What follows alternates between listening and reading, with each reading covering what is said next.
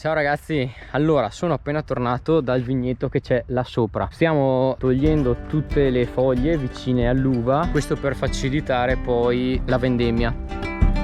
Oggi è il 18 agosto e adesso sono all'incirca le 7:30. In pratica in questo video vi voglio spiegare dove si trovano tutti i vigneti che abbiamo e quali uve diciamo hanno all'interno. Questo perché durante la vendemmia poi cercherò di tenervi aggiornati sullo stato di avanzamento dei lavori, e per far ciò adesso utilizzerò la funzione del time warp, così voi capirete bene in quale punto ci troviamo e rispetto a casa mia e all'agriturismo, che penso abbiate già visto in un altro video, e riuscite a orientarvi ecco qui nei campi. Allora, casa mia appunto si trova là, diciamo è vicina all'agriturismo. Questo qui è il primo vigneto che è proprio di fronte all'agriturismo, vedete lì. Ecco, allora in questo vigneto qui abbiamo le uve per fare il vino Bardolino. Avanti.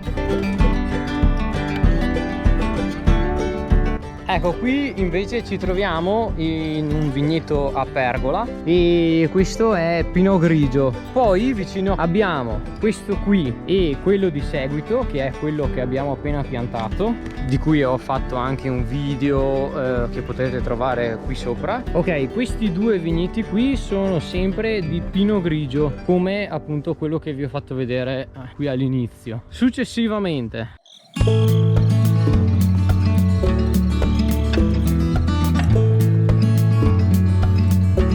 abbiamo il vigneto qui sopra che è sempre di Pinot Grigio, diciamo che è di seguito rispetto a quello di fronte all'agriturismo, che appunto è Bardolino, mentre qui sotto, ok, di seguito alle pergole di Pinot Grigio, più avanti si trova la varietà del Bardolino. Quindi riepilogando, il Bardolino è qui e lì avanti, mentre il Pinot Grigio lo abbiamo qua, qui sotto e nei vigneti diciamo più nuovi che ci sono là in fondo vicino al mais. Infatti, come potete vedere, al Pinot Grigio stiamo tirando via tutte le foglie vicine all'uva per poterla poi vendemmiare meglio.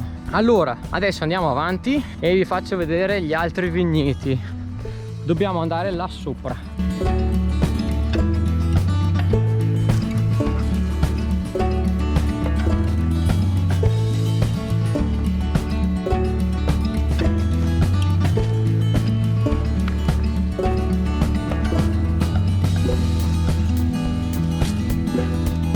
Che salita! Eccoci arrivati, vedete là ci sono i vigneti che vi dicevo. Poi abbiamo questo che è di Bardolino,